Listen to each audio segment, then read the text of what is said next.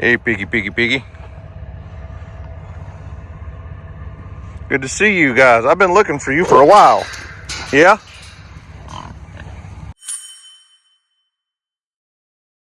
Well, what's up, guys? It's Daniel from Arms Family Homestead, and I just rolled in from our ski trip in New Mexico. Just got home, and every night while I was gone, I had pigs in the pig trap at the pecan farm. A couple videos ago, I showed you guys we were having the hardest time catching those pigs. I leave town, and there's 4, 5, 6 pigs in there every night. But I didn't drop the trap because I wanted to be there. And I'm going to let Josh, my buddy, come pick them up, but he doesn't even know where the trap's at. And I don't know if the Buchanan family's there, you know. So I can't drop the trap when I'm in New Mexico, not knowing what I can do with the pigs the next morning. The trap would definitely drop from that far away. So now the battery is about dead. It's been in there a little over a week. So I'm going to go swap out the battery real quick. We just unpacked. I say unpacked. We unloaded the car. And it gets dark in less than an hour. So back to work. Back to the real world. I don't know what you call it work. Back to the real world. Doing stuff that I really enjoy.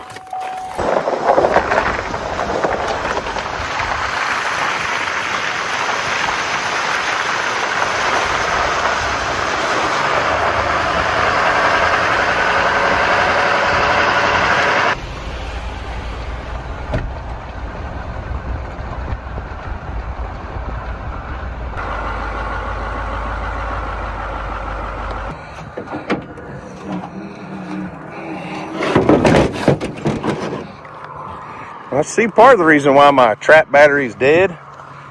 The solar panel sure works a lot better when it's flipped over the right direction. And there's still feed in there, but I'm going to go ahead and put another full bag of corn out. There's been 5 or 6, maybe 7 pigs here multiple times over the last few nights, so we'll see what we can do.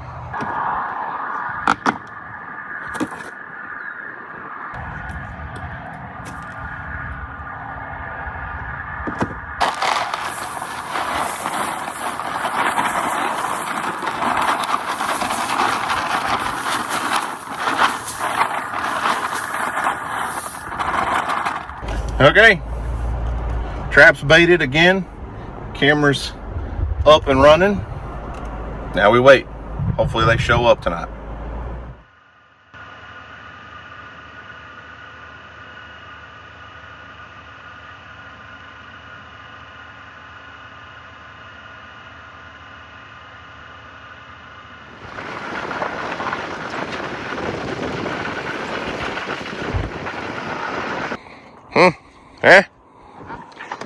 Well, we're going to fill up some deer feeders today. Houston and I were just talking about the pond situation on the way out here, looking at some other ponds in the area. We're not the only one with no water in our pond. No. We drove back past 2 or 3 that were bone dry, didn't we? Yeah, we did. And no ducks on any pond anywhere. Of course, it's also supposed to be 78 degrees today, son. It's ridiculous. Right before Christmas. 78. Can you get this? I can't get it. Here, look. You just gotta pop the bottom open with your little thummy. I tried. Here's the dead battery. Yep. Yeah, that's right. Someday you'll grow up and be strong like your daddy. I hope so. So yeah, no pigs last night. As you could see, obviously we didn't catch pigs last night. 0 pigs came in. These things are getting under my skin. 3 nights in a row where there were pigs in that trap while we were in New Mexico. Not today. Oh, got a haircut, by the way. Look at that. All right, Houston. Drop the feeder. Deer season's winding down. We're not really, well, we may do a little bit more deer hunting. We're still going to hold out in case. Houston's got no buck tags left. But we may harvest a doe or 2 before it's all over. We have until January 15th. Since Houston can't seem to kill any ducks, he may switch back into deer hunting again, huh? Yeah, shout out ducks. Flare. Maybe you should have sent you a buck hoodie instead of a duck hoodie, because you're more of a buck killer than a duck killer. Yeah.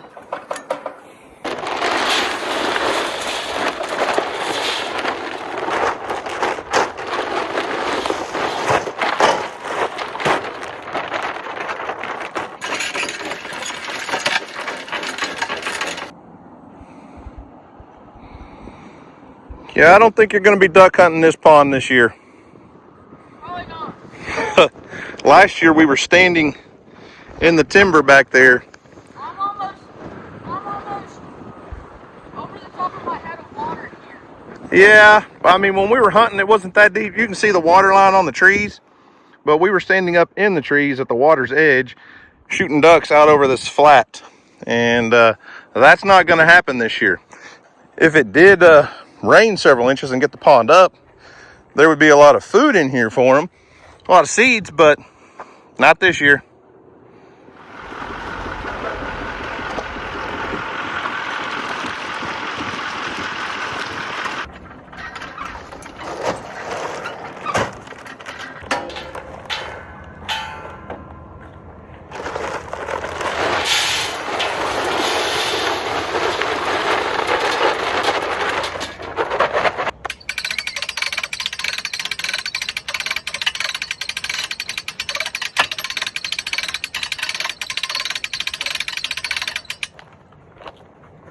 Up you go. Why is your face turning red? It's hard. It gets harder the farther you go. Let me do it. No! Take over for you if you're too weak do for it. You can do it. Okay. Is this where the widescreen was? Yeah. Good job. You're welcome. All right, 2 feeders are full at Mill Creek. Camera's going, and there is 1 or 2 pigs running around here. There's one that's been coming here quite often, right before dark. Several times, probably, I'd say 3 or 4 days a week on average. He's here before dark. We do have a nice blind sitting right there. My wife's never shot a pig. She will not deer hunt. She refuses to hunt deer. But she has said she would shoot a pig, given the opportunity. So maybe in the next week or 2, I can talk your mom into come shooting a pig. Yeah, that'd be cool. You think? Yeah. You can try to. I'll tell you that. Try to get her here? Yeah. We'll see. That's going to be the hard part, getting her here. I do know what I'm wanting to do this winter, though, is get over here with the skid steer and the brush cutter. Now that just about got the neighbors cleaned up, there's still a lot of cedar trees over here that need to come down. And a lot of cleanup that just hasn't been finished here. This place looks great. We did bring a fire through here a couple of years ago. I want to do that again next year, but you can see there's still a lot of green cedar trees in here. A lot of places that I didn't get to, before. And man, when the leaves are off the trees, you can really see how many cedar trees there really are. So plans for later this winter, hopefully after the first of the year, once we get through with duck season. Well, duck season's almost non-existent. Yeah. Maybe it might get cold and push some ducks in, but I have been working on all the cedar removal stuff and cleaning up on my neighbor's place for the last couple of years, and I failed my inspection the other day. The NRCS agent came in and looked at the place and was like, I can't sign off on it and pay you yet because there's still too many of those green things standing out here. So I had the dozer still there. I had my buddy come out, and he worked for a few hours the other day, maybe half a day or so, while we were in New Mexico on our ski trip. And I've got a lot of small stuff that I can go in and clean up with the skid steer. Stuff like, those cedars are here. See them? Ugh, aggravating. Anyways, not here, at the neighbor's place.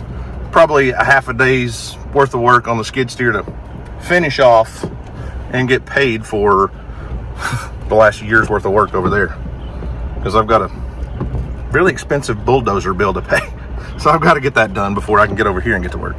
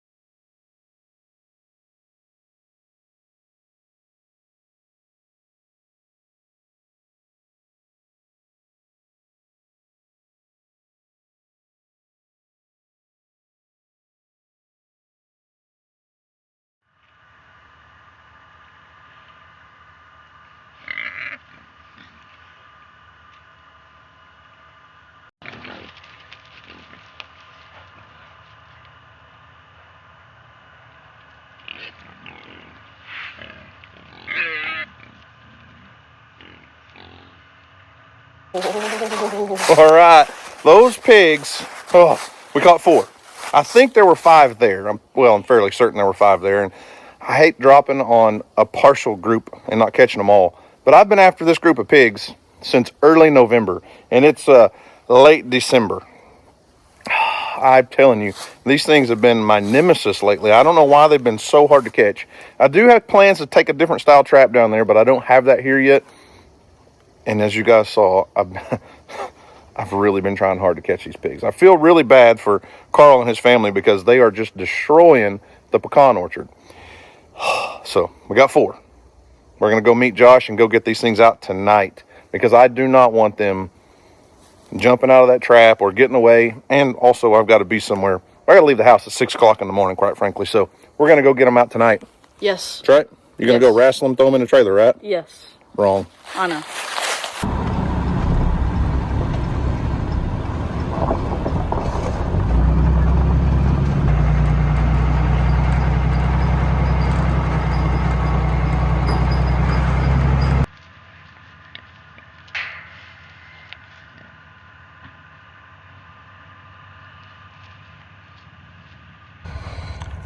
Hey, Piggy.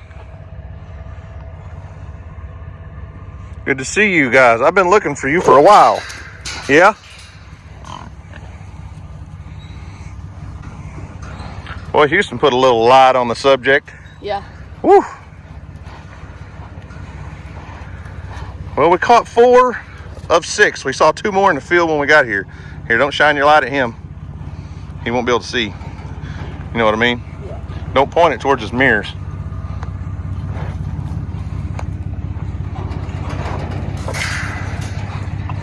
Come on back. Come on back. Come on. Okay.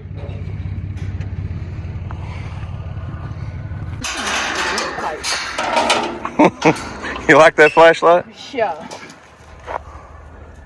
There's the cows. Yeah, I heard them cows shine that light over there. When I was walking up, I heard the cows snorting. I was like, oh gosh, there's more. It wasn't the pigs.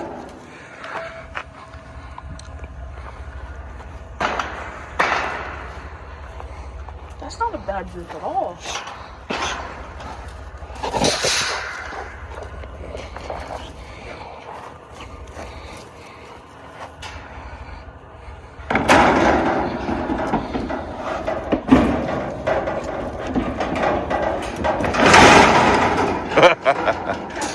Let him get out. Yeah. Am I scary? Not really.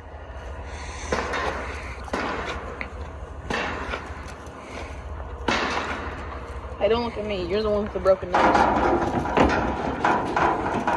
There's 1. 2, 3. Yeah, they're all in. They're all in. Well, that was easy. Got him.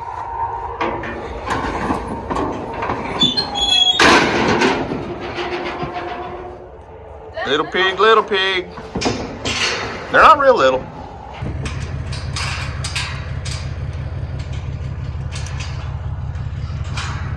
Moo! What's up? Moo! Moo! Nope.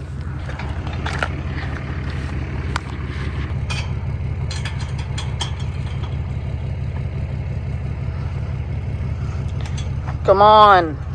It's 8:30. You got a bedtime? You got early bedtime or what? I mean, I have to wake up at 6.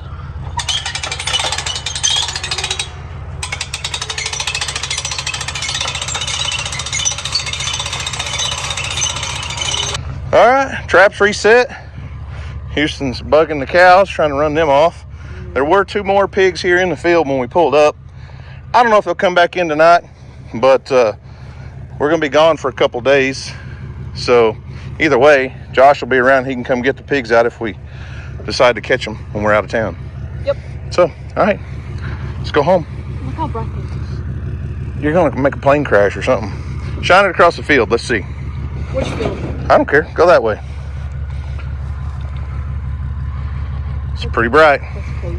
Pretty bright light.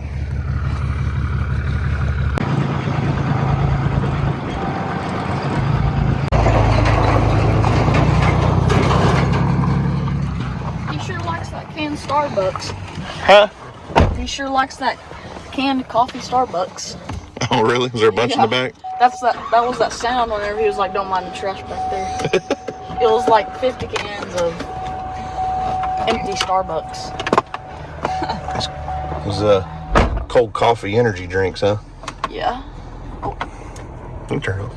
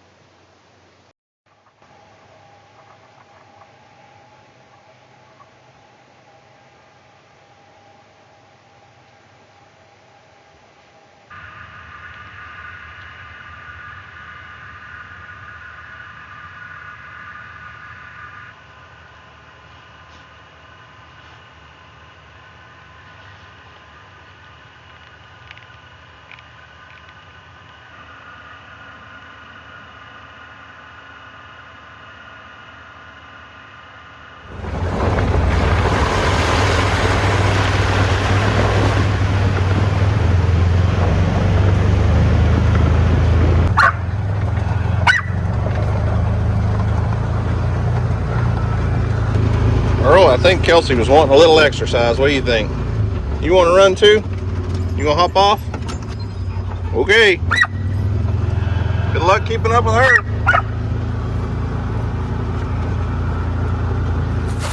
Well, it's been I guess 3 days now since we caught those pigs. Now, hey, I'm telling you, I'm tickled to death to catch those 4 pigs. Those are 4 good-sized pigs.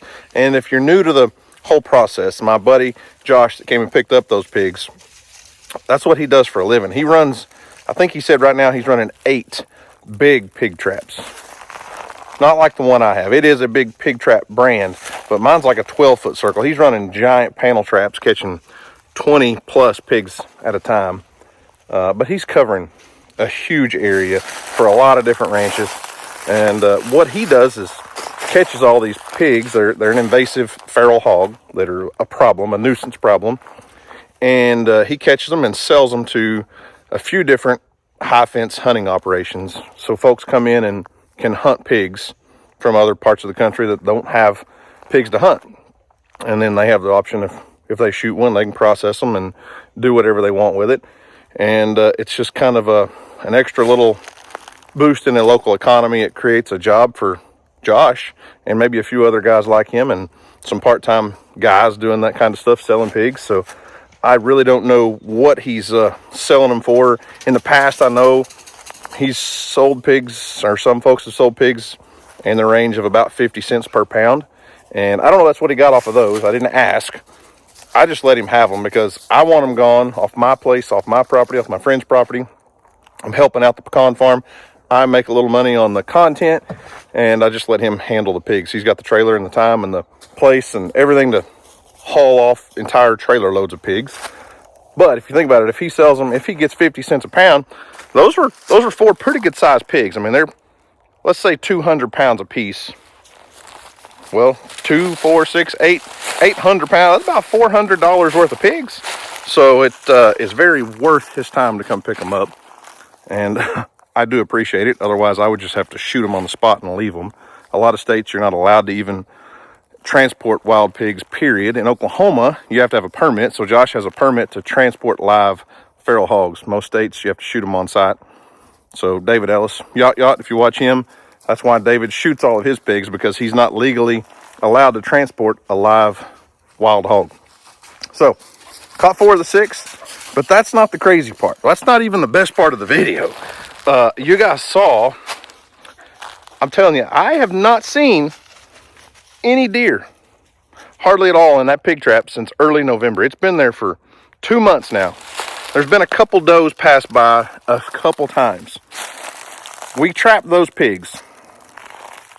Then the very next night, a monster buck was standing in that trap, in and out right there for a couple hours. And that just goes to show, a lot of folks say that the pigs don't mess with the deer. They don't mess with the deer herd. And could it be a coincidence? Maybe. I don't think so. That's a very nice looking whitetail buck. And I think we would have had pictures of him at some point before, you know, and all the time before, last 2 months. How have we not got a picture of that deer? How has he not been in the trap, by the trap, around the trap, or anything until we catch the pigs? I don't think it's a coincidence. I think those pigs do disturb the deer herd. The deer are a native species here. The pigs are not. They're a feral hog. They're wild, invasive species. Just like an invasive weed in your yard has to go because it can take over. It's no different with these invasive wild hogs.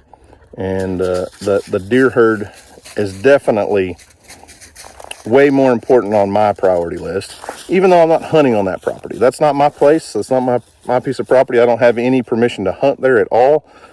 I'm going to venture to guess that after seeing pictures of videos of a buck like that, Houston's going to be chomping at the bit to ask for permission if nobody's deer hunting down there. But we'll see. Maybe in the future. I don't know. But either way, it's really cool to see that we can remove those invasive nuisance species that are causing huge amounts of harm and damage to that pecan farm. And then the deer just poof, magically appear. I don't think it's a coincidence, but I love managing the deer herd. I love watching not just the deer, all the native species, all the wildlife on a piece of property. I mean, just like where I'm standing right here on my neighbor's piece of property. This was so thick and overgrown and brushy a few months ago, you couldn't walk through right here. covered in cedar trees and little elms and bodarts. And right now it's still not the greatest. I did plant a pretty good sized food plot in here this fall. Just broadcast it out, but I believe by next spring and next summer, this is going to grow up tall and native grass. That seed bank is still here, and it's going to look fabulous. I still have a lot of work to do here. It's way too dry right now, if you hadn't been able to tell by videos lately. I can't burn the brush piles. I have a lot of brush piles out here that I need to burn, want to burn. It's just not safe enough to do it. So, you know, if we get any wet, rainy, cold, drizzly, snowy weather this winter, it'll be perfect time to burn some brush piles and hopefully not get bit by a rattlesnake, because today it's 82 degrees. A couple days after Christmas. Well, I guess today's the day after Christmas. It's 82 degrees. We should be in the 30s and 40s. But here we are. Come on, Earl. Gemma. Kelsey's ready to go. Aren't you? Huh? Let him up there. Kelsey, quit. Quit. Yeah, that's what I thought. On, off, on, off, on, off. You're a pain.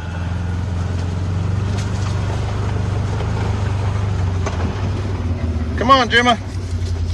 Hop on.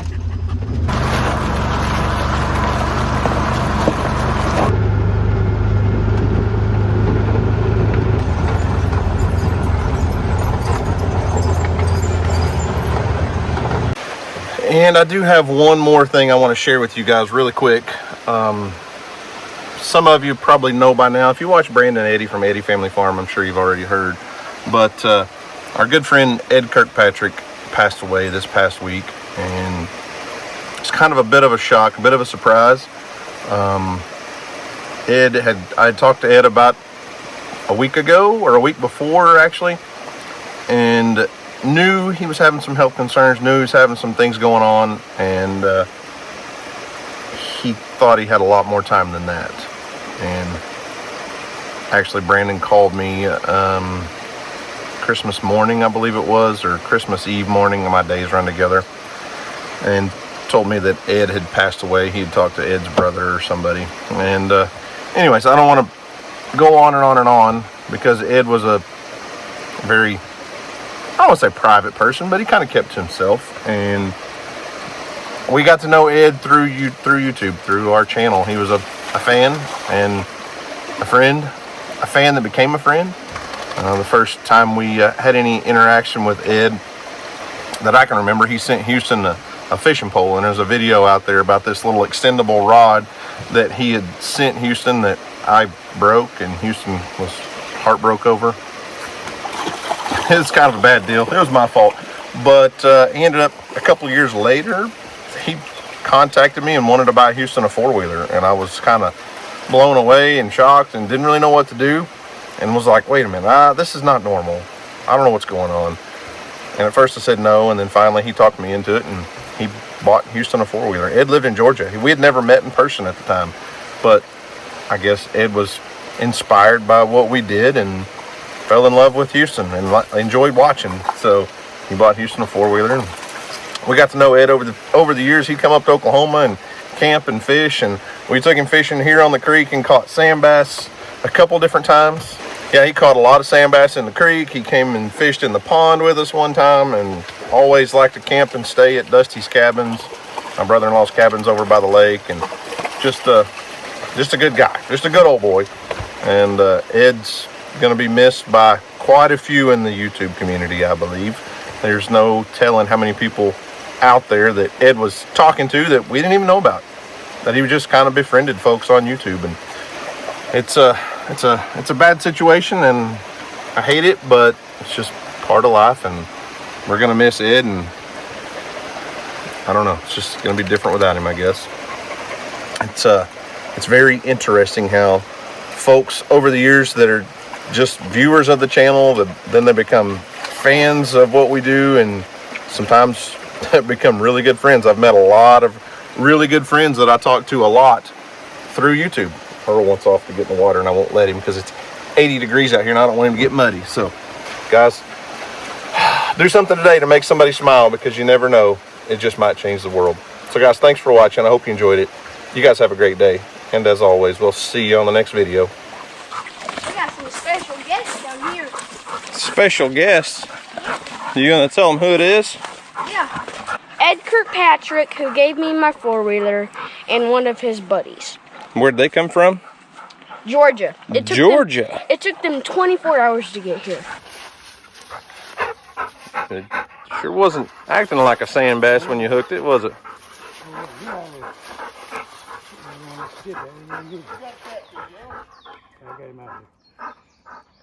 We're not sure what it is yet. It's kind of flopping like a little channel cat. No, it's a drum. Oh, you caught a carp. That's what it is. You must have just snagged a carp. That's all that was, I bet you. Oh my gosh. No, he hooked them all right. Now we can put this in my fish pond. No, we ain't putting that in your pond. Oh, better grab him. He broke your jig. You gonna grab the jig, I ain't worried about fish. Boy. Hold him up here, Ed. The only one. Oh, Big. you caught him in the mouth. Yeah, he's fat too. He must have. Well, did we wear you out? Yeah, you did. Absolutely wore me out. Huh. My back's hurting, back of my legs is hurting. Was it worth making a drive from Georgia for walking the creek? Absolutely. Absolutely. Some of the best. All the folks around here real nice. Yeah, that's exactly right. You hadn't met the right ones yet then. Here you go. Houston, thanks for the invite, buddy. Yeah, man.